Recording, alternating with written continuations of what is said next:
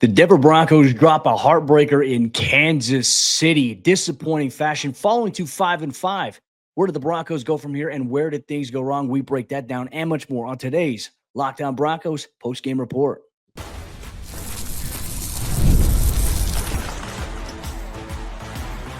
You are Locked On Broncos, your daily Denver Broncos podcast. Part of the Locked On Podcast Network, your team every day. What's happening, Broncos Country? Welcome into another episode, Locked On Broncos, your daily Denver Broncos podcast, part of the Locked On Podcast Network, your team every day. I'm Cody Roark, Broncos reporter for Mile High Sports. You can check out my written work over there, milehighsports.com. Joined as always by Sayre Bedinger, site expert, predominantlyorange.com. Also NFL Spin Zone. You can check out his written work over there. And the Broncos, unfortunately, coming off of a devastating, Sayre, we could talk about devastating. We could talk about heartbreaking. We could talk about just backbreaking. That was what summarized the Broncos' loss in Kansas City late in this game, 16-14. We'll break down all that action here on today's show. We'll wrap things up by highlighting Bo Nix, Audric Estime shining in this game specifically, maybe giving some light as to what they can do going forward. We'll talk about some of the key turning points in this game. And more importantly, we're going to kick off with the brutal part, rip off the Band-Aid, dropping a heartbreaker like this to Kansas City. One of the worst losses that, Broncos players are saying in the post-game, locker room there. This is one of the worst losses they've ever felt. This could be a very, very important juncture for the Broncos season going forward. We'll get all that here, Locked On Broncos, which today's episode is brought to you by our friends over there, Prize Picks. Go to prizepicks.com/LockedOnNFL. Use code all lowercase LockedOnNFL to win $50 instantly when you play $5. Sayre, how do you tee up a devastating show like this? I mean, we sat there. It's like that was a game, a roller coaster of emotions, really from start to finish. The Broncos, man, they got off to a slow start offensively, but then they really got going in the second quarter. They got themselves a nice lead on Kansas City, and unfortunately, you lose a heartbreaker here. Field goal attempt to win the game, 35 yards out, blocked.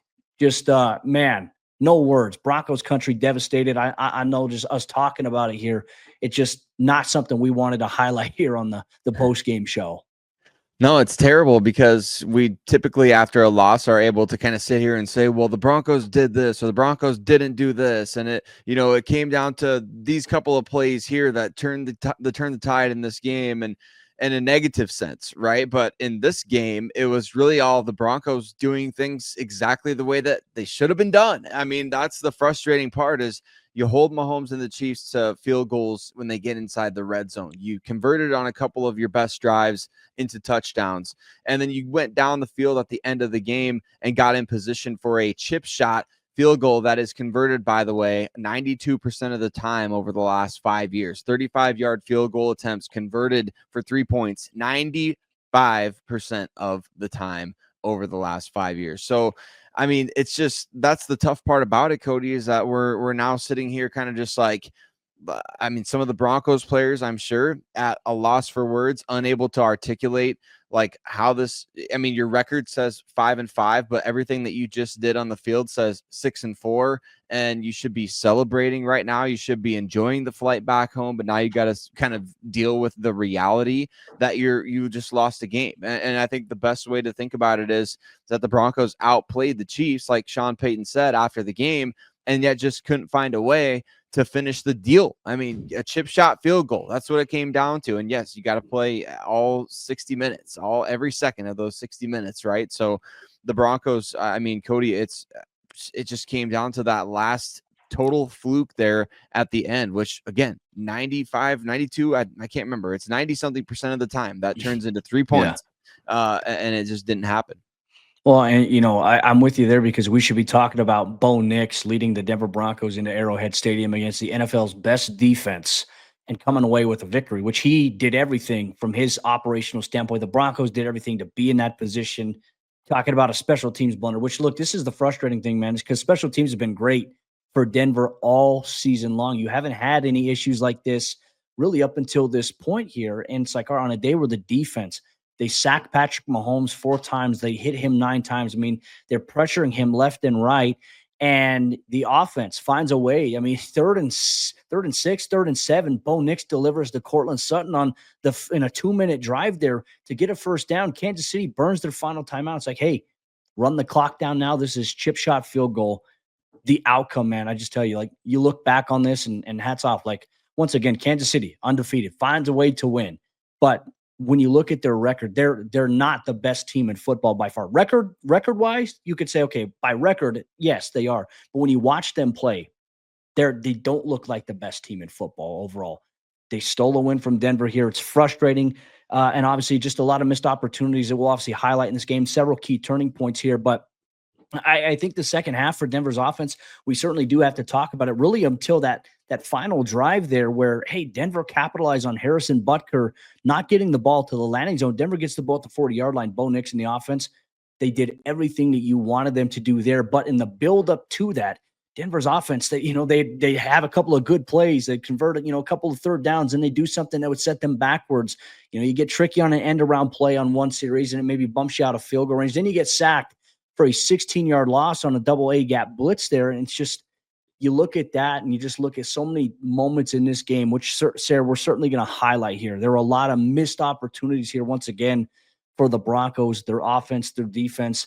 Despite all of that, they were in a position to win this game. And so I think a big theme that we'll be following along with here this week here for the show specifically is how are the Broncos going to respond from this? I mean, a loss like this is devastating. It can change the psyche of your season, or it could also serve as the ultimate motivation. I think right now with the Broncos being a young team, that's the challenge we're going to have to see. Yeah, it's going to have to be getting into the film room on Monday and watching this and being ticked off at the fact that you didn't win this game and going on a little bit of a run here. Let this be a starting point for something special, as opposed to a point at which, man, you just kind of start to get down on yourself. I think that you look back at this game against Kansas City, Cody, you look at I know we're going to talk about key turning points and key moments as well. I just feel like, man, it's such an impressive performance all around. The fact that you went into Kansas City and forced Mahomes and the offense to kick field goals in those situations that they did, kind of getting those stops, the bend don't break. Kansas City kind of inadvertently shortened this game. They did a pretty good job of extending drives with third down conversions, which the Broncos struggled despite getting pressure in this game, which it was good pressure being applied to Mahomes. I mean, his jersey there's a lot of green on it. So you're getting pressure on him. And unfortunately, they're extending drives. But as a byproduct of that, you kind of put yourself in a situation here in a tight one-score game to have that, opportunity at the end. So the Broncos played this game really well on the whole. I mean, it just, like you said, the second half offense, there was the one drive that got past midfield. Bo Nix, I think, took a 16-yard sack because Kansas City called up the perfect play. And it just wasn't there for them at that point. And unfortunately, that's kind of the reality at times. But, man, I feel like the Broncos, they made all the plays you need to make to win a game. And just you miss a field goal. That is the worst feeling. It'd be like missing a free throw to lose a basketball game. Yeah, brutal. And obviously not a good feeling here today on our Lockdown Broncos postgame report. For everyone in Broncos country, we're right there with you.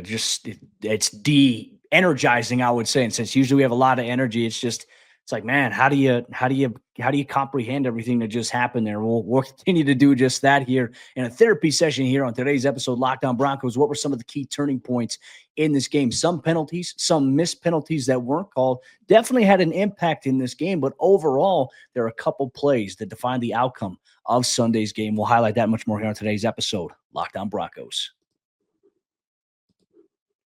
Today's show is brought to you by 5 Hour Energy, and our friends over at 5 Hour Energy know that being a passionate football fan isn't just a hobby, it's a way of life, and it takes a lot of energy to power through the all-day tailgates, the touchdown celebrations, or an agonizing second overtime, which is why they've created the Stand the Fan 5 Hour Energy Shot with a special flavor called Fan Fuel. It's the energy shot made just for super fans like you, the fans who are first in the parking lot and who are the last to leave.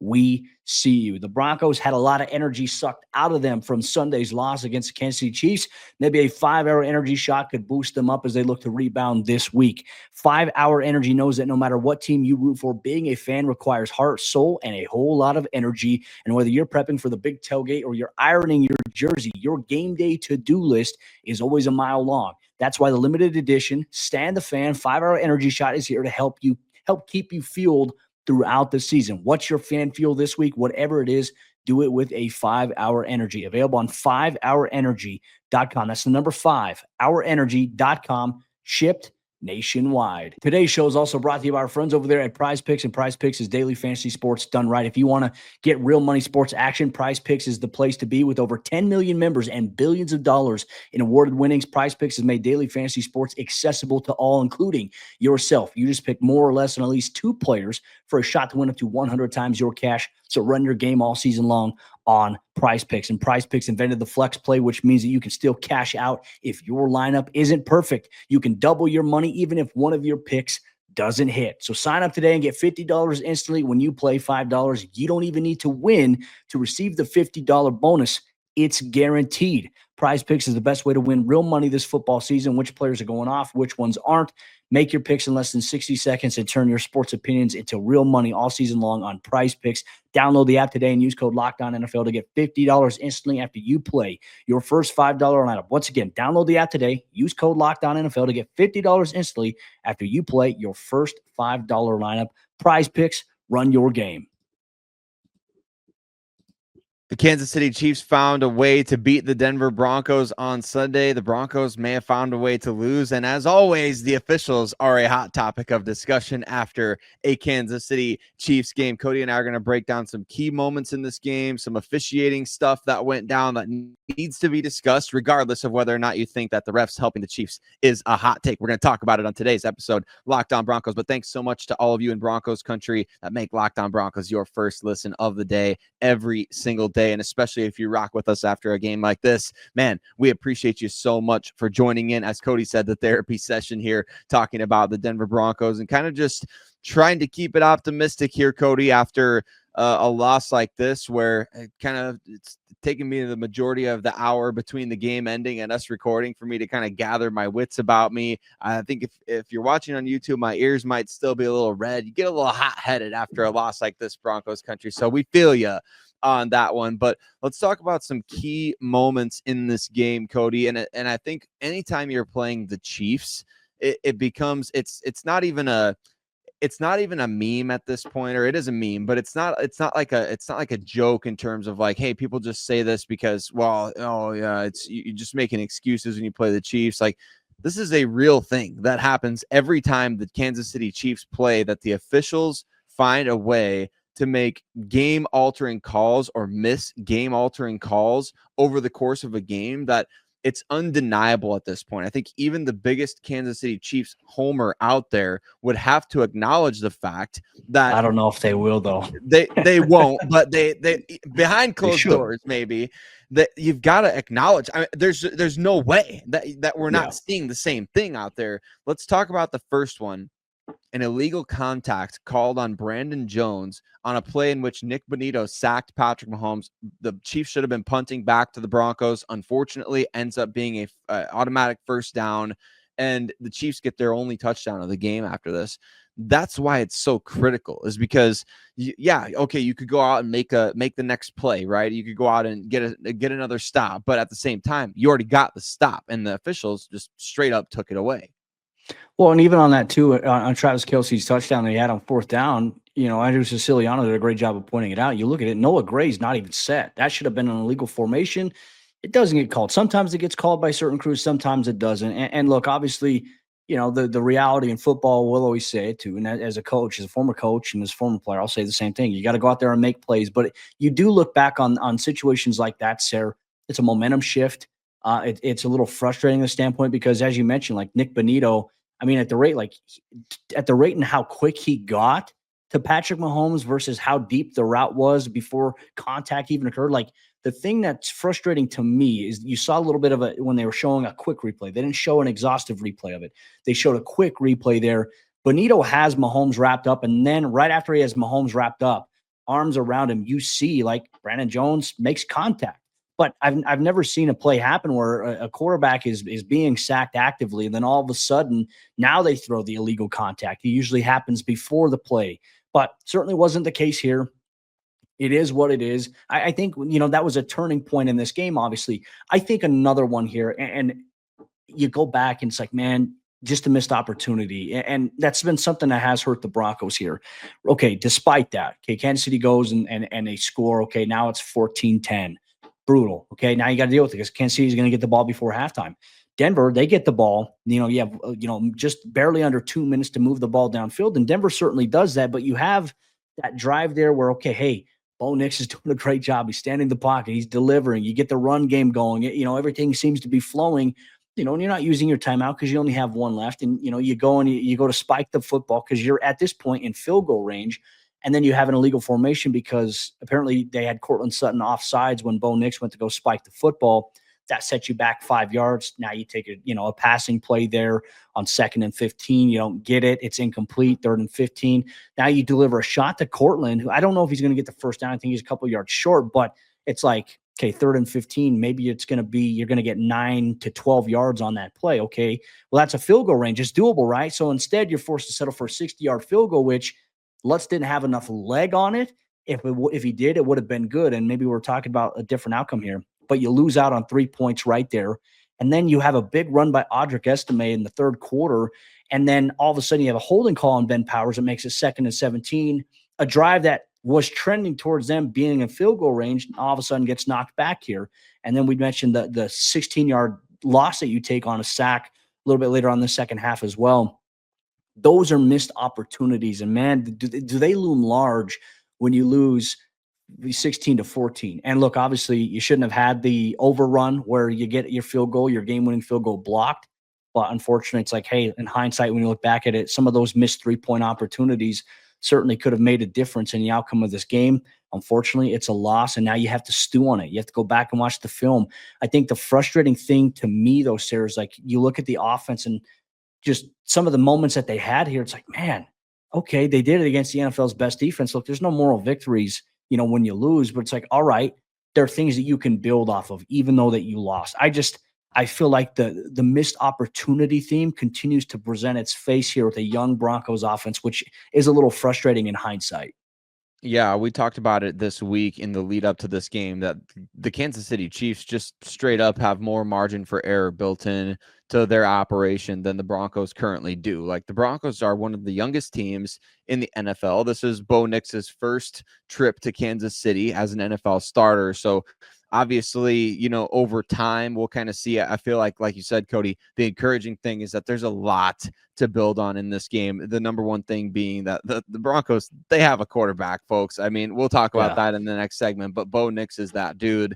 But when you look at the missed opportunities in this game, I think one of the plays that I think of is a deep in-breaking route, and maybe you're thinking of the same one to Cortland Sutton, where I believe it was in that same sequence you're talking about, where he would have been just outside the 20-yard line. So it was a really big play that he dropped, just straight up dropped. Even Trent Green was calling that out during the game. And so, yes, Cortland's made some great plays over the last couple of weeks, including a catch that should have had the Broncos in position to win against Kansas City. But those are the plays that you kind of look back on. You say, hey, going into half, it should have been at a minimum 17-10. And instead, you're kicking a way too long field goal based on 2 errors by Cortland Sutton there.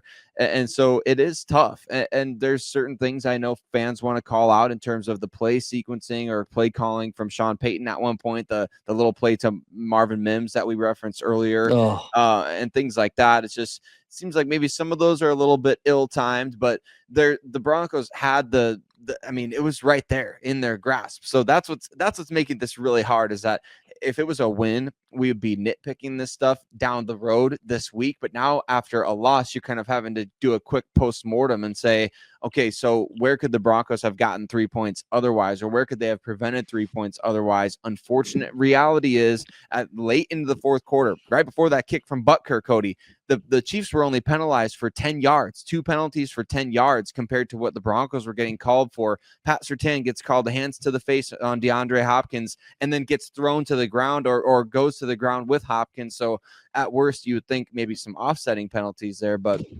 what do I know? I mean, Chiefs fans can say all they want to that Broncos are crying about the officiating and things like that. Should have just won the game, which they should have. But it's just the reality of the situation right now. And it's tough. It's a tough pill to swallow. There's always an asterisk, it seems like, at least this season with Kansas City. And look, obviously, we continue to say it. The mark of a good team is finding ways to win. They certainly did just that. They made the play. They blocked the field goal. It stinks. It's frustrating. But you know what? The Broncos, they can't let this loss simmer a little bit longer. They can't let this carry into this upcoming week against the Atlanta Falcons. Going to have to flush it down the toilet very quickly. We'll see if the Broncos can do that. One thing we did learn, despite the loss, though, the Broncos, they have their quarterback and they have a young player at the running back position who could change things for the course of the season here for the Broncos. We'll break that down much more here on today's episode, Locked On Broncos. Today's show is brought to you by our friends over there at Omaha Steaks, and nothing delivers comfort and joy quite like the unrivaled quality and taste of Omaha Steaks. This year, skip the holiday hustle and bustle and save 50% off gourmet gifts site-wide at omahasteaks.com. Plus, get a $30 reward card when you shop early and score an extra $30 off with promo code NFL. With 5 generations of experience, they consistently deliver the world's best steak experience, and the gifting experts at Omaha Steaks have made it easy to deliver the perfect gift with thoughtfully curated gift packages starting at $89.99. That's great, especially with the holiday season coming up for the loved ones in your life, or if you have friends who are getting married. Omaha Steaks is also the perfect gift for that. From legendary steaks to mouth-watering desserts and more, save 50% off site-wide at omahasteaks.com. Plus, our listeners get an extra $30 off with promo code NFL and a $30 reward card when you shop early. That's 50% off at omahasteaks.com and an extra $30 off with promo code NFL. omahasteaks.com. Minimum purchase may apply. Today's show is also brought to you by our friends over there at FanDuel Sportsbook, and get ready to tackle the NFL action with FanDuel, America's #1 sportsbook, especially as Week 11 of the NFL season approaches and big-time playoff implications are at stake. Because right now, new customers over there at FanDuel, you can bet $5 and get $150 in bonus bets if your first $5 bet wins. The FanDuel Sportsbook app, it gives you everything you need to place live bets on the NFL all in one place. The Broncos were road underdogs against the Kansas City Chiefs, but they covered the spread there and they took care of business. If you care about the spread at that point, I care more about the money line. So when you get a hunch in the middle of the game, you can check out the latest stats. You can view live play-by-play and so much more on the same page where you place your bets. Just visit FanDuel.com to join today, and you'll get started with $150 in bonus bets if you win your first $5 bet. That's FanDuel.com. Never waste a hunch and make every moment more with FanDuel, an official sportsbook partner of the NFL. As we jump in the fourth quarter action on today's episode, Locked On Broncos, a disappointing post-game report here. No good news as the Broncos drop an absolute heartbreaker on the road against Patrick Mahomes and the Kansas City Chiefs. But you know what? There were some developments in this game that if Denver can shake off this loss, they have some things that they can build on, including the bright future of Bo Nix here. Real quick, Broncos Country, thanks for making us your first listen of the day every single day. Thanks for becoming an everyday listener. If you're not so already, make sure you watch or listen to us every single day so you get up-to-date Broncos news, content, coverage, analysis, and more here. Locked On Broncos, part of the Locked On Podcast Network, your team every day. Sayre, I mean, look, like we said, there's no moral victories, and certainly we're not trying to create a moral victory here. If Denver takes care of business, this is a very, very exciting post-game report because of what we saw from Bo Nix going into Arrowhead Stadium against the NFL's #1 defense, and really a defense that I think with Steve Spagnuolo, how aggressive they were, and certainly they capitalized several times. Denver and Nix, they threw punches, they fired back, and they made plays, and they had a lot of momentum-shifting plays that could have won them this game. I came away very impressed with Bo Nix. And I think everybody else, for the most part, the discourse, people are also thinking the same thing. It just goes to show how you can't write off a young player so early on, especially as we're already seeing some guys, some rookies who got off to hot starts this season are now starting to fizzle out a little bit because there's no sustainability. The environment may not be as conducive for them. Bo Nix, I thought, delivered one of his better performances of the season. And still with that, there's still so much more room to grow. Yeah, it was a great performance from Bo Nix, who continues to look like a stud for the Denver Broncos, in my opinion, Cody. I know that early on in the season, a lot of folks want to say, well, you're making excuses for the guy, or you're not holding him to a high enough standard, or, this, that, and the other, or look, see, man, he's doing exactly what the people said he would do in the pre-draft process with the scouting report and all this. I mean, I don't see much cosplaying as a pocket quarterback out there these days, Cody. Looks like a legit NFL stud to me. And I think that that's the big thing, is that going into this year, you and I kind of talked about this, and we kind of tried to warn everybody, and I should have probably warned myself. Results of the game are almost secondary to finding a quarterback and making sure that you have a guy who can keep you in games like this. And of course, we feel like the Broncos, they've found that guy. We felt and believed in the process here between Bo Nix, Sean Payton, the development, all those things. But I mean, yeah, a loss stings, but in the grand scheme of things, just being reassured that you have a quarterback, a franchise quarterback, in my opinion, the way Bo carries himself, the way that he bounced back after a slow start to the game with 2 straight touchdown drives, the Devon Vele pass, the Cortland Sutton throw on third down, a beautiful throw, and the plays that he made late in the game. That's what we should be talking about on this post game. Instead, we got to talk about the stupid blocked field goal, and it's annoying. And I'm sure Chiefs fans deserve to relish it, eat it up. They should be eating it up that Broncos country is ticked off and sullen and sad about this game. But from Broncos country's perspective, look, getting Bo Nix to play the way that he has over the course of this season and seeing the week-to-week improvements, it's bigger than any individual game result. And even like, here's the thing too, like I agree with you. I think for Denver to figure out like, hey, you know what, we like the quarterback that we have. And certainly Sean Payton, George Payton, the Broncos front office, they feel that way about Bo. And Bo has grown, as we've continued to say here. There is comfort in that, right? Because this season, I mean, when you go back to when the schedule came out, you and I did a show here breaking down the schedule, saying, okay, hey, that Baltimore Kansas City game, like pencil that in as potential back-to-back losses. That's such a brutal stretch here. But the thing is this season has always been about developing Bo Nix and Bo Nix showcasing, hey, can he be the guy for the Broncos? And certainly, I think he's had his moments of good. He's had his moments of bad. But I think as each week goes on now, as of late, we're starting to see, you know what, Bo is the guy here for the Broncos. And I'm very excited to see about the future here. Like, how can they build this roster around him going forward, right? Like right now, you got a young roster. You don't have a lot of playmakers on offense. Bo shined in this game. But also, you know what? We've been talking about it. We've been banging the drum for this to happen. We saw more Audric Estime on Sunday against the Chiefs, and Sayre, man, did he look good in between the tackles? I mean, you need something like that. We've been so used to Denver having a running back met 2 yards, after the line of scrimmage or maybe at the line of scrimmage. And now we're seeing a guy who's getting the ball. He's lined up 4 yards behind, whether it's shotgun, whether it's under center, and we're seeing him get 4-5 yards. Now, obviously, his yard per carry average is kind of skewed late because Kansas City really tightened up late there to try to prevent something big. But man, Audric Estime broke off some big runs here. He was hard to bring down. And all of a sudden, now it looks like he is the guy over Javonte Williams. If we look at snap counts, we look at how he was used, carries, Audric Estime was the guy in this game. And the Broncos, they shined on that too. When we talk about third down, I think they were 7 of 13 on third down as an offense. Bo Nix, Audric Estime were a big part of that in this game. Yeah, Audric Estime. I wish I could remember the stat off the top of my head, Cody, because at Notre Dame, I think he only had like 3 or something plays that were behind the line of scrimmage in terms of like getting tackled for a loss. That just doesn't happen to that guy. And so if anybody knows that stat, hit us up on YouTube or Twitter or something, because it's pretty cool. But yeah, he was that guy on Sunday, Cody, and he brought a different element to the running game. I mean, when you can trust him to hold on to the ball, which the Broncos gave him that opportunity late in the game. How impressive is that for them to, dealing with what he's dealt with 3 fumbles dating back to the preseason, including 2 in the regular season on just a handful of carries. I mean, for him to get the opportunity late in the game to help the Broncos seal a potential win was massive, just for him as a rookie to get that chance out there. So hats off to Audric Estime for the way that he played in this game. I think it's only going to get better from here. I know he's one of those players that's ticked off and going to use this as a launching off point going forward to really, say, hey, you've kind of woke up the beast at this point. Now, the players. Did you see his post-game quote? I did. Yeah. He said something about waking up the monster, or he said, this game is going to turn me into a monster. Like losing it the way that they did it.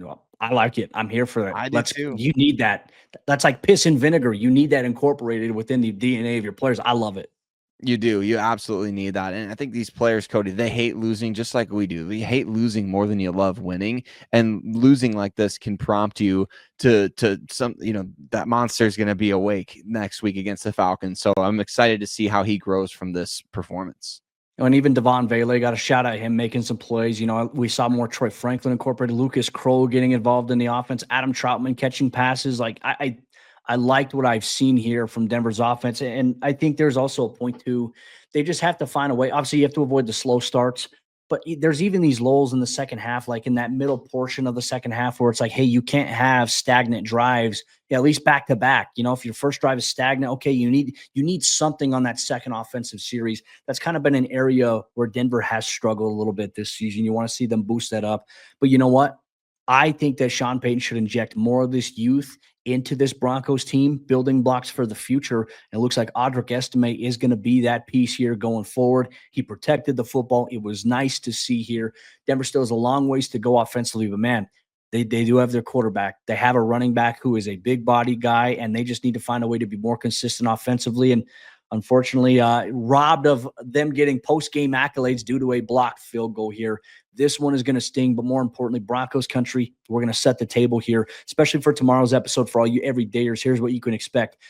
How will the Broncos respond to this loss against Kansas City this upcoming week against the Atlanta Falcons will set the table for the rest of the season. It will define what direction they're going to go, whether we're talking about postseason or whether we're talking about them falling apart.